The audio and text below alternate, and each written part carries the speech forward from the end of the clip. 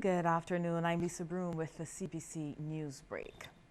Some schools across the country are reportedly struggling to cope after teachers belonging to the Barbados Union of Teachers stayed away from the classroom and attended a meeting in Queen's Park. Some parents opted not to send their children to school. CBC News understands that others resorted to going for their children as nothing was being taught. Hundreds of teachers heeded a call by the union, many clad in red, to attend the meeting in hopes of securing an audience with Minister of Education Ronald Jones. BUT President Pedro Shepherd notes the action is not about personalities, but rather issues affecting teachers. After the meeting, Mr. Shepherd says teachers are expected to return to their respective schools. A police constable has found himself on the wrong side of the law after he was arrested and formally charged with 2 counts of unlawful sexual intercourse with a minor. He has been identified as Donahue Pollard, 38 years, of Edge Hill, St. Thomas. These offences reportedly occurred sometime between July 2015 and May this year. Pollard is expected to appear at the District E Whole Town Magistrates Court today. A wanted man who turned himself into police is to face several drugs charges when he appears in the District A Magistrates Court later today. Last Thursday, a search warrant was executed at the residence occupied by 48-year-old Wayne Reed. During the search, 282.7 pounds of cannabis with a street value of $500,000 was allegedly seized. Investigations led to the issuing of a wanted man notice. Wayne Reed will also answer to the offences of possession, possession with intent to supply, and trafficking. In other news now, 3 Barbadians die from leptospirosis and 25 people are diagnosed with the disease every year. This revelation from Dr. Marquita Gittins St. Hilaire, director of the Leptospira Laboratory. She was speaking at a training workshop on laboratory methods for leptospirosis diagnosis, organized by laboratory technicians from around the Caribbean. The 3-day workshop is funded by the European Union under the 10th European Development Fund Sanitary and Phytosanitary Measures Project, being executed by the Inter-American Institute for Cooperation on Agriculture.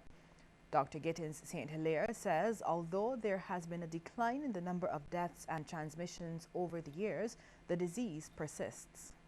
The occurrence was greater in the early 80s when jobs were predominantly agricultural. However, with a change to more indoor jobs, the numbers have reduced, but not to the point of elimination. Although this shift in occupations have been noted, the other modes of acquisition have sustained the level of infection. So what am I talking about in terms of other modes of acquisition? We're still in contact with domestic animals. We still have livestock.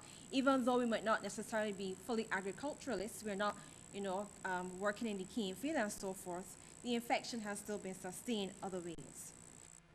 Dr. Gittins St. Hilaire says part of the challenge with leptospirosis is that it is a complex disease which can be transmitted in several ways. It has a broad host range. And for those participants, we'll be talking about that a little bit later. It has a multitude of infecting serovars or different strains, so there are many strains of leptospirosis. You also have non-specific clinical manifestations. What that means, it looks like everything. It looks like dengue, it looks like Zika, it can look like chikungunya a little bit, it can look like the flu. Initially it can look a lot of those things, or it might not have any symptoms at all. And it is also very difficult to diagnose. Efforts are on to replant trees in the Scotland district. Spearheading this initiative is the Ministry of Agriculture. It partnered with the Boy Scouts and Girl Guides associations to plant over 600 trees, including tamarind, breadfruit and golden apple recently at Haggett's in St. Andrew.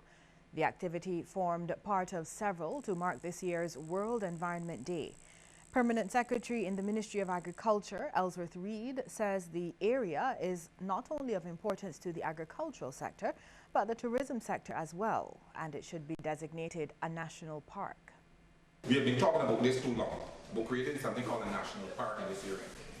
But yet, no move is being made to get it done. And I believe that this gives us the ability to do that. And the scouts this morning, and when they came up, it really blessed my heart because I never expected so many of them, and I didn't expect them to be so excited about planting these trees. So we are on our way to reforest the Scotland district, to make it a sanctuary for tourism, to make it a basket food for Barbados. Chief Commissioner of the Boy Scouts, Dr. Nigel Taylor, notes the tree planting exercise is part of an initiative from the World Association of Scout Movement, which had set a goal of reforesting the world. What we did, we planted the odd over 700 trees in collaboration with some assistance with the Girl Guides Association of Barbados. And we did that.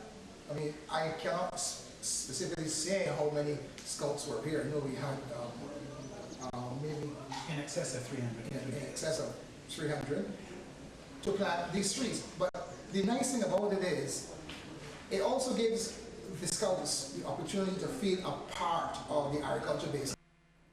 Attorney General Adriel Brathwaite is warning that Barbados needs to have its accreditation process compatible with America's, or there could be a backlash. He says this could happen if the services exported by the island, based on its accreditation system, become very successful. The Attorney General was speaking during parliamentary debate on the Caribbean Accreditation Authority Education in Medicine and Other Health Professions Incorporations Bill 2016 in the lower house. I am very confident that the more successful Caribbean medical schools become, the more under attack they will be, based on how the U.S. behaves towards us in terms of the services that we export. Because this should be seen as yet another service that we can export, just like financial services.